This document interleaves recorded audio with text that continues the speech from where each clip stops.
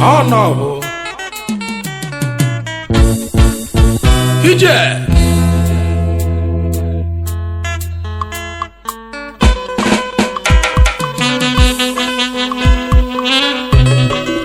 Olùkọ́ kò sí ìgbọ́dọ̀.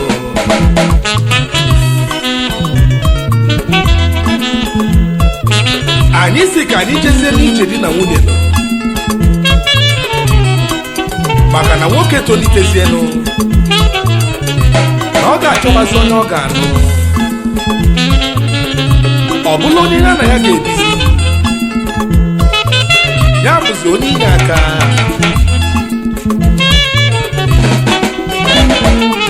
Mana unu makwalụ na onye mere ife nna ya mere abụrụ aga ife. Mana onye nna ya na-ezuzi ori, ọ ga-etubezi ori mkpanụ ije. Mgbe nwoke tolitela n'ụwa n'ọchọba onye ọ ga-anụ, ọkwa nwoke toliteze n'ọchọba onye ọ ga-anụ. Onye ya na ya ga-ebi n'ụwa, onye ga-enyelu ya kanụ.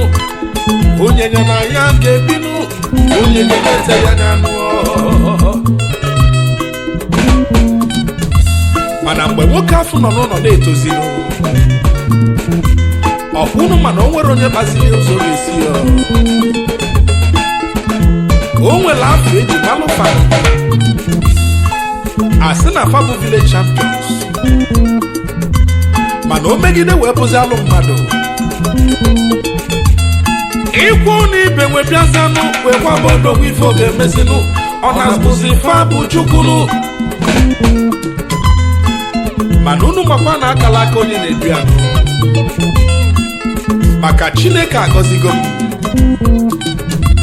wee nye m egwu. Akala aka m ka na-emezinụ, na ọ bụ Chukwu ziri m egwunu. Eze ọganigwe onye ọma m.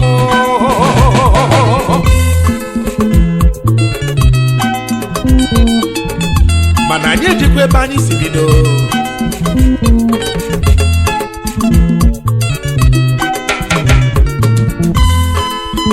Mgbe nwoke chọtara onye ọ ga-anụ n'elu ụmụnne m, ọnụ m wee kwubezie n'ụwa enyebe ya ndụmọdụ.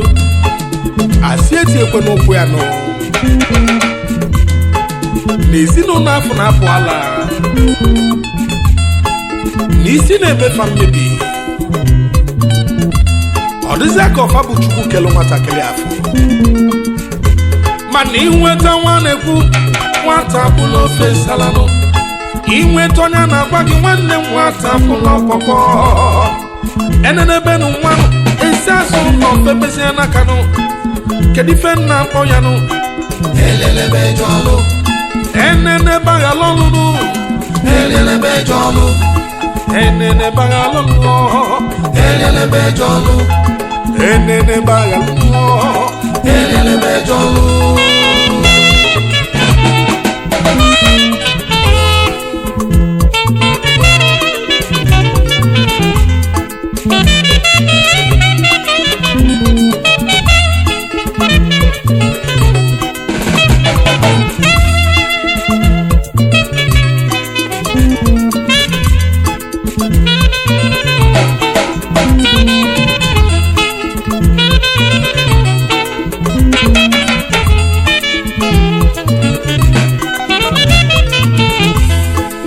Chief Antonio Swagbodogu Eze Chike isi bịa, ezi nnabiko ka ibilie. Isi mụ gaba n'irunu, isi mụ jatụ na matụ. Onye ọma deni dị mma dali. Onye nna omelọra n'ezi aji Chanson ije bodogbunu Igbo nze. Ezi nwanne m binienu ọkpọmụ n'ozu na-asụ ozu arụ. Gị na-anụzi ọbịa n'ujunu. Ngwa n'ezie na onye na-anụ ọbịa n'uju bụ sofe nsalanụ. Inweta onye a na-ekwuzinu nwata na ọmụ ọkpọkọ. Ụzọ n'ọrụ mamọ. Anyị ka na-eje ejenụ wee rute na nke Chief Ugonna Edeoga. Ọnwa ndị Igbo niile na diaspora ka ibi ebi ọnwa niile etizikwa ike na Enugu East niile isi akụ n'iyi ukwu autonomous community Ọmaba Igbudu the ex-secretary general and PRO Inwa Papa the president Enugu state niile na diaspora Ibiakpabulu the ex-president African Christian community onye ukwu ndị nidu sọ ije gị na lọlọ mma gị lọlọ ọ dị n'aka Edeoga o yiri nne di n'iyi ukwu ije ọkwa registered nurse ka ịbụzi na United Kingdom nke a kpọrọ UK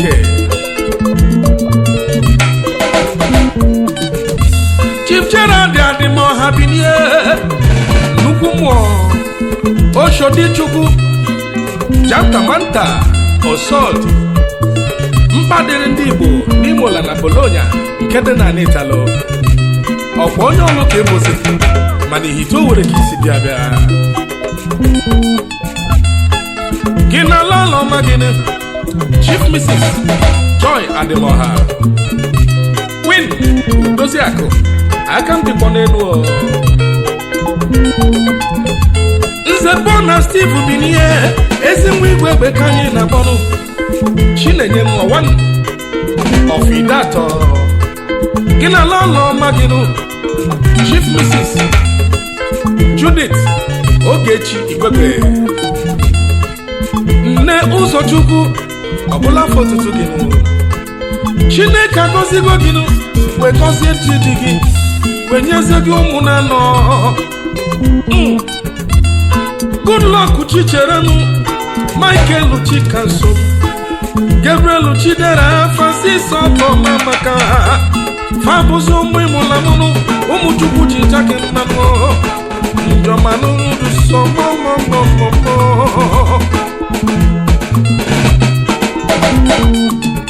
anyị wee lutezienụ na nke Chief Lasbon Obijiakụ maka asị na agbawo dịka izu agbagodi mgbe na-abụ na dịka apụtaghị unu mana a ga na-abụ izu gaa na dịka apụtanụ His Royal Majesty Dim ọchịagha ndị Igbo na diaspora ije onye Igbo m ka na-ekenezi Lasbi nwanne n'idu sọ ịmakwa na ibuzi odogwu onye na-egbu nwere ife ọ na-emezinụ anyị ji onye odogwu maka odogwu abụrụ ka anyị na-akpọzi Chief Marcel Emeka Amadi n'ụmụ Okpoko village na Amụcha mana ebe ise ka o si bịa na Njaba local government nke dị n'Imo steeti ije ọkwa gị na lọlọ ma gị ezila ọlọchi ijija gị mmanụ Mrs. Joy Amadi Binienu gị bụzọ masịrị di ya ezidi gị si ka anyị kenenu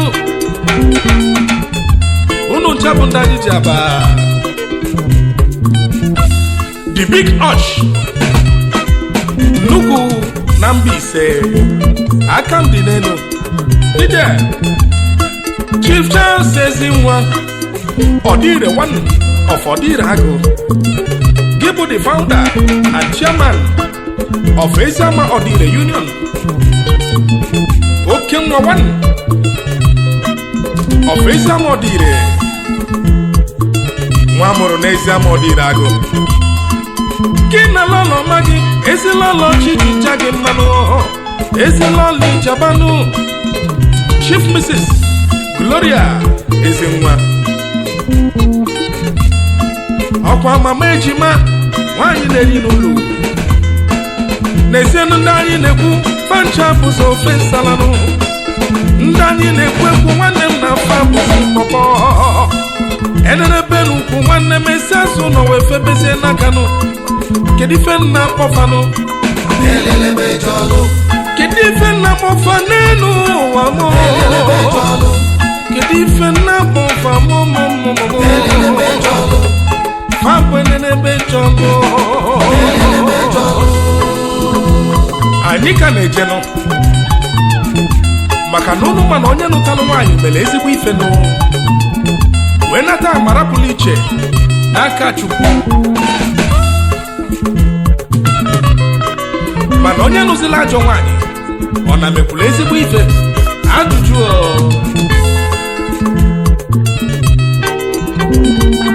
mana ụnụ malụ na onye nne ya zila ori na-eji ọba agbawa ọnụ ụzọ agba ọnya mgbo. onye mere ife nna ya melụ nwanne m na onye afọ sobula odogwu mana ọkwa ezigbo ife ka ọ ga-amụta. onye nna ya na-ezuzi ori nwanne m oge ezubezi ori maka nna ya na-ezu ọbụla ajọ ife nụ. njọmanụnụ dị mma anyị ka na-agakwa n'iru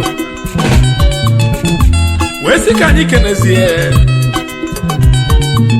Mr. Chido Nwoga, the CEO, Top Class Cake and Events Decorations. Yana Lolo Maya, Mrs. Chinyere Nwoga, CEO, Top Class and Cake and Events Decorations. Manunu de mama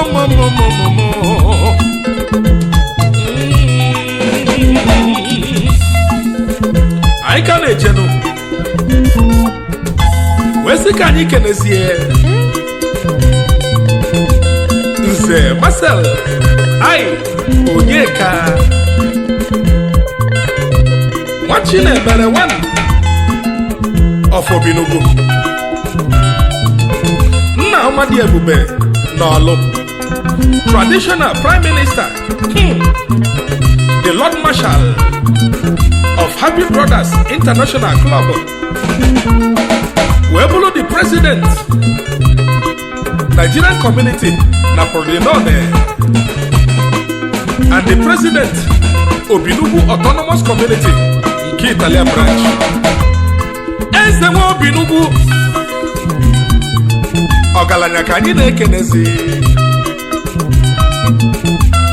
n'ezie lọlọ maginu lọlọ Ezinne Stella Onyeka ugwu nwanyị coordinator and the financial secretary CWO na Podinone ugodi ya hije anyị na-ekene kwasị Ichie Peter Ekenedichukwu eze nwoke Ichie Esugo One na Nwaparoko Autonomous Community London and Italian based businessman Ogwa business tycoon Kemuze CEO Peco International Limited Owerri Pecal International Export Services London, a division of Peco International Limited, Owerri. Kina Lolo Maginu, Lolo Caroline Chinyere eze nwoke, Ugodi ya wen, na Nwaparoko Autonomous Community, nke Ihitenansa. Chief Paulinus Modogunu, Chief Paulinus Woke, Director, Global Meeting Point, na Roma, Italy. Milini na Liubu, nke ndị Igbo, na Roma, Lazio. Ide. Gina Lolo Maginu, Lolo Chichicha Gimanu, Mrs. Cynthia Woke, the manager, Global Meeting Point, Gebeze, Omasiridia. Ndị a na-ekwu nwere ifefa na-emenụ anyị jisi ọfa ndị ọma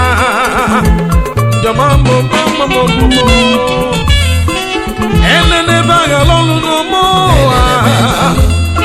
enene bagha lọlụ n'ụmụ enene bagha lọlụ ndị yele kedu ife fa na-azanụ n'ụwa mmụọ kedu ife anyị na-akpọ fọdụ mmanụ ụmụ nwanyị chinjalụ mmanụ ụmụ nwanyị na-eji nsọ fa gwenere ebe njọ bụ dadị mmanụ